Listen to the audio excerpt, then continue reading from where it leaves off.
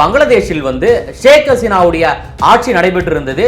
இப்போ பாத்தீங்கன்னா பாராளுமன்ற தேர்தல் நடந்து முடிஞ்சிருக்கு. இந்த தேர்தல் அந்த நாட்டுக்கும் சுற்றி இருக்கிற அண்டை நாட்டுக்கும் எந்த அளவுக்கு முக்கியத்துவம் வாய்ந்தது சார்? முதல்ல அந்த நாட்டுக்குள்ளேயே எடுத்துக்கிட்டோம்னா இது பங்களாதேஷின் வருங்காலத்தை தீர்மானிக்கக்கூடிய ஒரு எலெக்ஷன். நமக்கு சாதகம் இல்லாத ஒரு அரசாங்கம் ஏற்பட்டாலோ, கூட்டணி அங்கே உருவானாலோ, ஆட்சி அதிகாரத்தில் அமர்ந்தாலோ பெங்கால், வெஸ்ட் பெங்கால், அசாமோட உள்நாட்டு பாதுகாப்பை பாதிக்கும். பெரிய அளவுக்கு பீகார் வரைக்கும் அதோட தாக்கம், யூபி வரைக்கும் அதோட தாக்கம், ஏன் தமிழ்நாடு வரைக்கும் கூட அதோட தாக்கம் இருக்கக்கூடும். உங்களோட பழைய தங்க நகைகளை விற்க, அடகு வச்ச தங்க நகைகளை மீட்டு நியாயமான விலைக்கு விற்க இப்பவே GNR கோல்டு ட்ரேடர்ஸ்க்கு கால் பண்ணுங்க. வெஸ்ட் பெங்காலும் அசாமும் பங்களாதேஷ் கிட்ட பார்டரை ஷேர் பண்ணுது. பங்களாதேஷ்ல இருந்து அத்துமீறி ஊடுருவல்கள் வர்றது இந்த மாநிலங்களெல்லாம் அதிகமா இருக்கு. மக்கள் தொகை, ஜனத்தொகை மாற்றம் பெருசா இருக்குன்னு சொல்லிட்டு பெரிய சர்ச்சையை வெடிச்சிருக்கு. வெஸ்ட் பெங்கால்ல பிரச்சனை சுப்ரீம் கோர்ட் வரைக்கும் போயிருக்கு. இந்த 300 தொகுதிகளுக்கு 291 தொகுதிகள் அவங்க கண்டெஸ்ட் பண்றாங்க. மொத்தம் 42,000 சொச்சம் போலிங் பூத் இருக்கு. இதுல BNP 6 கேண்டிடேட் இந்து கேண்டிடேட்டை போட்டிருக்கு. ஜமாத் இஸ்லாமி ஒரே ஒரு கேண்டிடேட்டு. மற்ற 20% பேர் கிட்டத்தட்ட இண்டிபெண்டன்ஸா நிற்கிறாங்க. பாருங்க, சுயேட்சையாக்கு வாக்கு செலுத்துவதாக கூறியுள்ளார்கள். ஜமாத் இஸ்லாமி பக்கம் போகவில்லை, NCP பக்கம் போகவில்லை வாக்குகள். இது ஒரு பெரிய பின்னடைவாக தான். ஒரு காலத்தில் அவாமி லீக் கட்சியில் சேர்ந்தவர்கள் இன்று சுயேட்சைகளை ஜெயித்து தேர்தலை இழுபறி ஏற்பட்டு அந்த சுயேட்சைகள் தான் ஆட்சியை தீர்மானிக்கிறாங்கன்ற பட்சத்தில் யூனிஸோட பதவி பறிப்போவதுக்கும் வாய்ப்புண்டு. ஸோ பங்களாதேஷோட நிலைமை பொருளாதார ரீதியிலும் சரி, உள்நாட்டு கட்டமைப்பு ரீதியிலும் சரி, இக்கட்டான சூழலை வருங்காலத்தில் சந்திக்கும் என்பதுதான். ரெஃப்ளெக்ட் நேயர்களுக்கு வணக்கம். இன்று நாம் சந்திக்க இருக்கக்கூடிய சிறப்பு விருந்தினர் டிஃபென்ஸ் எக்ஸ்பர்ட் திரு நிரஞ்சன் அவர்கள். சார் வணக்கம். சார் வணக்கம், ஜெயஹிந்த். நமது அண்டை நாடான பங்களாதேஷில் ஷேக் ஹசீனாவுடைய ஆட்சி நடைபெற்று இருந்தது.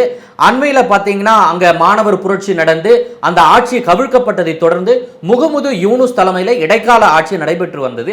இப்படிப்பட்ட சூழ்நிலையில அந்த நாட்டில் இப்போ பாத்தீங்கன்னா பாராளுமன்ற தேர்தல் நடந்து முடிஞ்சிருக்கு. இந்த தேர்தல் அந்த நாட்டுக்கும் சுற்றி இருக்கிற அண்டை நாட்டுக்கும் எந்த அளவுக்கு முக்கியத்துவம் வாய்ந்தது சார்?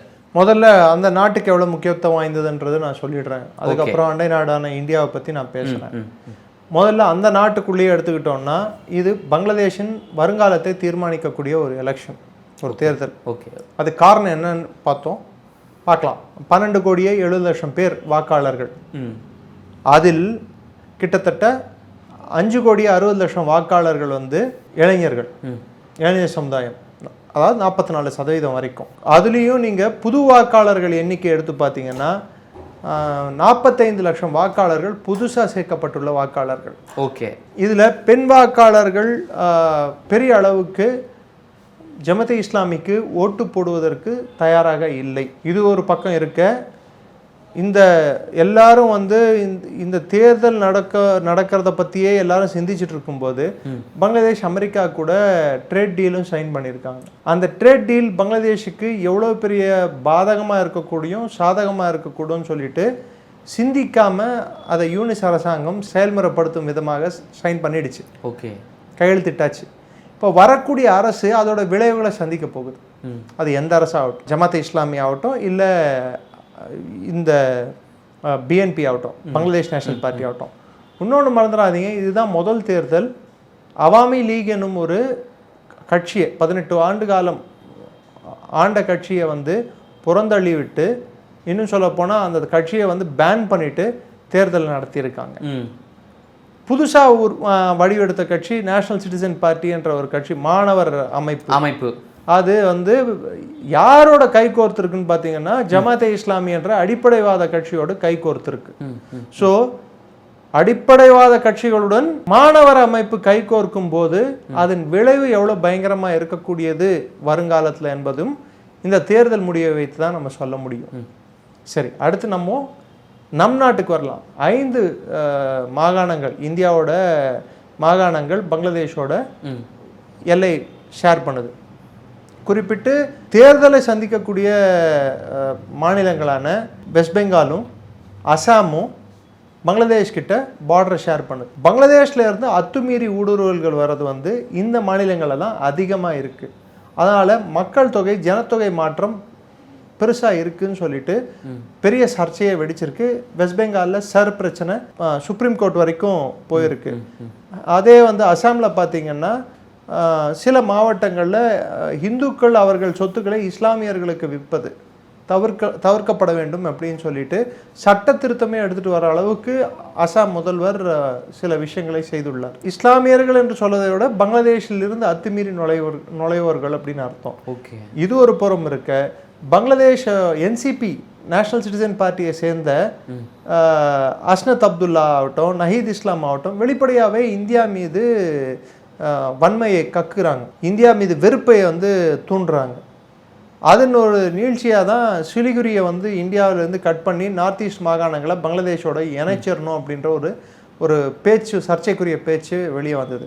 இதே காலகட்டத்தில் ஜமாத்தே இஸ்லாமி போன அக்டோபர் மாதம் டிசம்பர் மாதம் வரைக்கும் மர்கஸ் அஹிலி லாதித் அப்படின்னு சொல்லிட்டு லஷ்கர் தொய்பாவோட அமைப்போட கிளை அமைப்போட தலைவர் இஸ்திஹாப் இலாஹி ஜஹீர் அப்படின்னு சொல்கிறவரை வந்து பங்களாதேஷுக்கு கூட்டு வந்து அவரை வந்து மத பிரச்சாரம் மேற்கொண்டாங்க. எங்கெல்லாம் பார்த்தீங்கன்னா இந்தியாவுக்கு எல்லைப்புறங்களில் எந்தெந்த ஊர்கள் இருக்கிறதோ அந்த ஊர்களில், குறிப்பிட்டு பங்களாதேஷில் 64 டிஸ்ட்ரிக்ட்ஸ் இருக்குது. அதில் கிளை மாவட்டங்கள்னு சொல்லிட்டு 495 கிளை மாவட்டங்கள் இருக்குது. உப்ஜில்லா அப்படின்வாங்க, தாலுக்கா அப்படின்னு பாருங்க. ஆமாம், அது மாதிரி 495 இருக்குது. இதில் இந்தியாவுக்கு எல்லைப்புறத்தில் இருக்கக்கூடிய இந்த மாவட்டங்கள் எல்லாத்துலேயும் லஷ்கர் தொய்பா அமைப்பை சேர்ந்தவர்களும் ஜமாத்தே இஸ்லாமி அமைப்பை சேர்ந்தவர்களும் வன்மையை தூண்டும் விதமாக மைனாரிட்டி சமூகம், குறிப்பிட்டு இந்து சமூகத்தின் மீது வன்முறை கட்டவிழ்க்கப்பட்டுள்ளது. இன்னைக்கு காலையில் குல்னால தேர்தல் நடக்கிற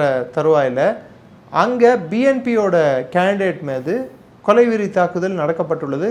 அந்த நபர் கொல்லப்பட்டுள்ளார்.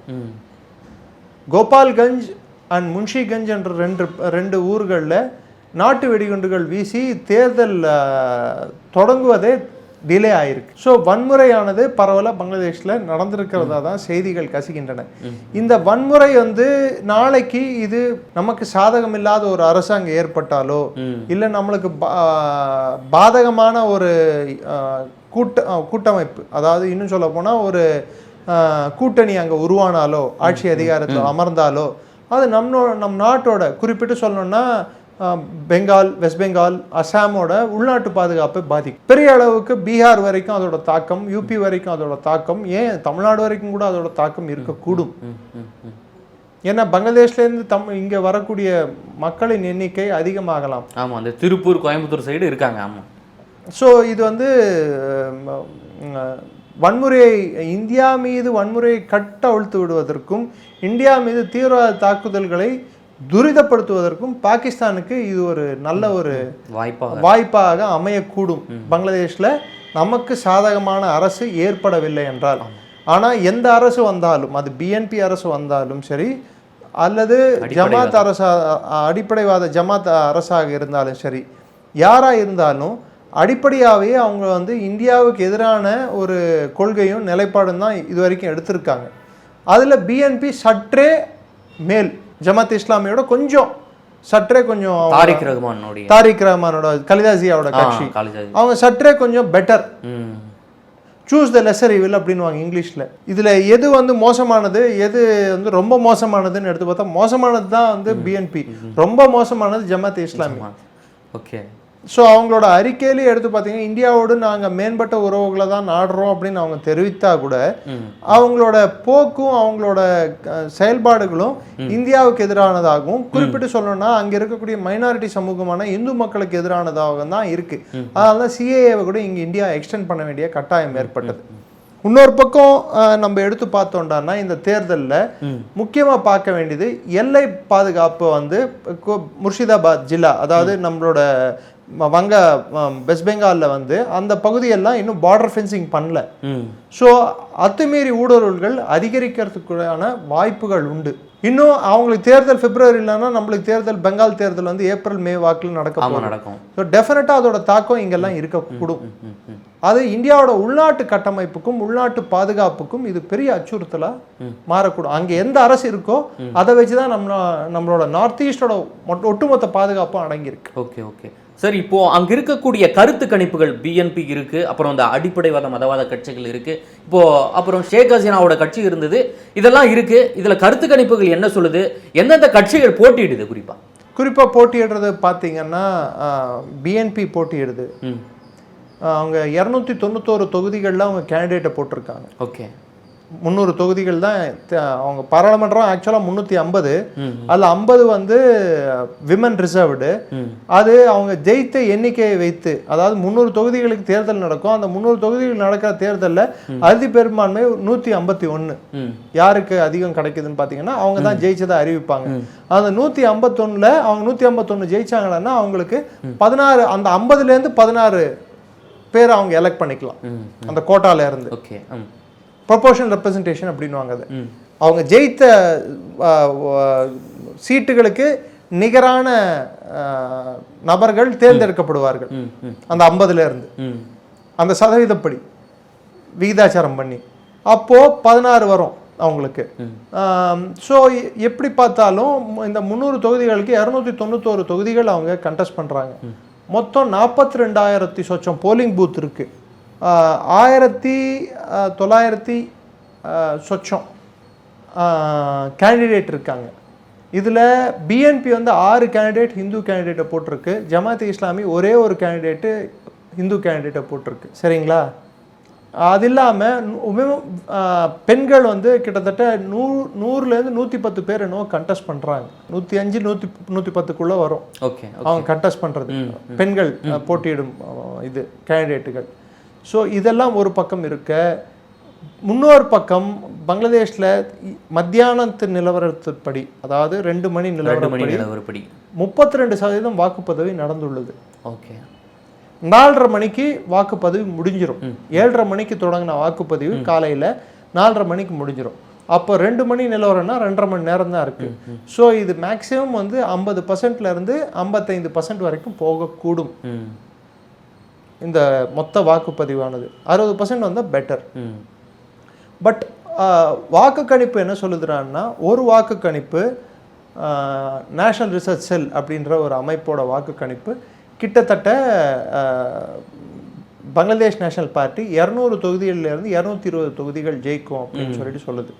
இன்னொரு வாக்கு கணிப்பும் என்ன சொல்லுதுறான்னா, பங்களாதேஷ் நேஷனல் பார்ட்டி வந்து 66% இருந்து 70% வாக்குகள் பெறும்.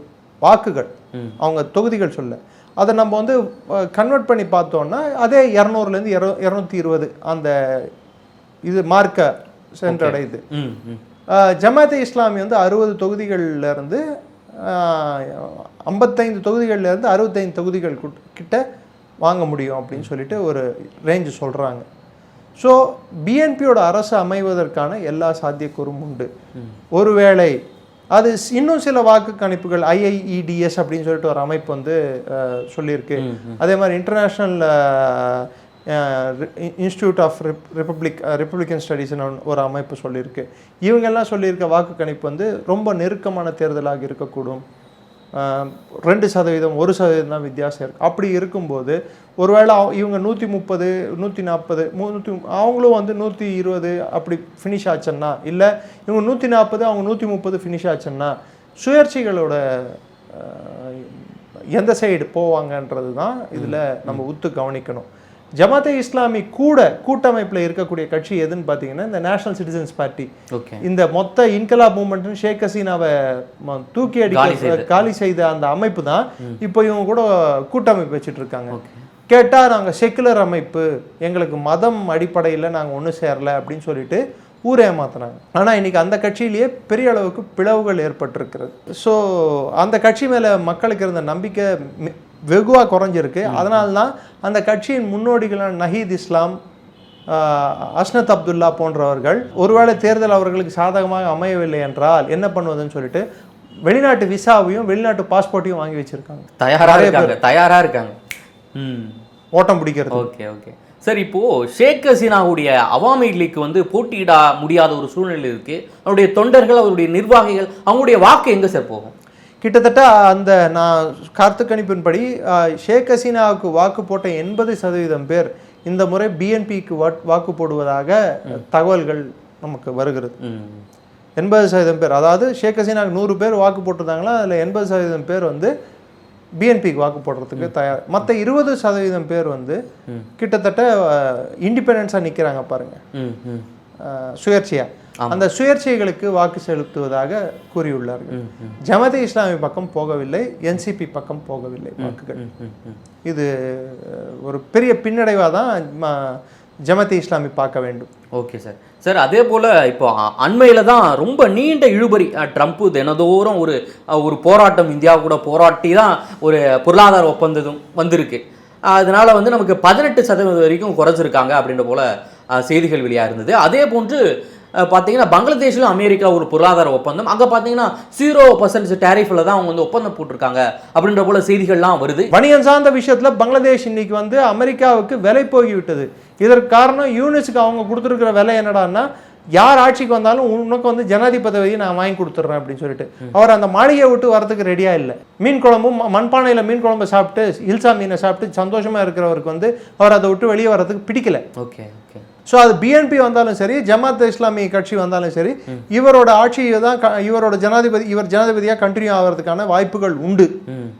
அது அமெரிக்கா வந்து ஊர்ஜிதப்படுத்தும். அதே சமயத்தில் பிரச்சனை எங்கே வருண்டான்னா, சப்போஸ் சுயேட்சைகள் ஜெயிச்சு அவாமி லீக் ஒரு காலத்தில் அவாமி லீக் கட்சியில் சேர்ந்தவர்கள் இன்று சுயேட்சைகளை ஜெயித்து தேர்தலில் இழுபறி ஏற்பட்டு அந்த சுயேட்சைகள் தான் ஆட்சியை தீர்மானிக்கிறாங்கன்ற பட்சத்தில் யூனிஸோட பதவி பறிப்போகிறதுக்கும் வாய்ப்புண்டு.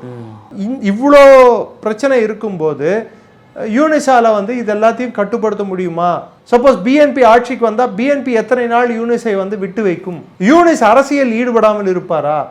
யூனிஸின் என்சிபி கட்சி என்னவாகும்? அந்த கட்சி வந்து நாளைக்கு அது எந்த வடிவம் எடுக்கும்? காணாமல் போய்விடுமா?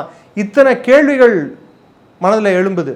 பிஎன்பி வந்து இந்த இது கையெழுத்திட்டு இருக்காங்க பாருங்க, யூனிஸ் கையெழுத்து, அது தற்காலிக அரசு கையெழுத்திட்டது தான், அது நிரந்தர மக்களால் தேர்ந்தெடுக்கப்பட்ட அரசு கையெழுத்திடல. ஸோ இதை எந்த அளவுக்கு அவங்க ஏற்றுக்கொள்வாங்க? அதனால் வரக்கூடிய வெடிக்கக்கூடிய பிரச்சனைகளை பிஎன்பி சமாளிக்க வேண்டுமா? அதாவது யார் ஆட்சிக்கு வந்தாங்களோ அவங்க சமாளிக்க வேண்டுமா, இல்லை யூனிஸ் சமாளிக்கணுமா?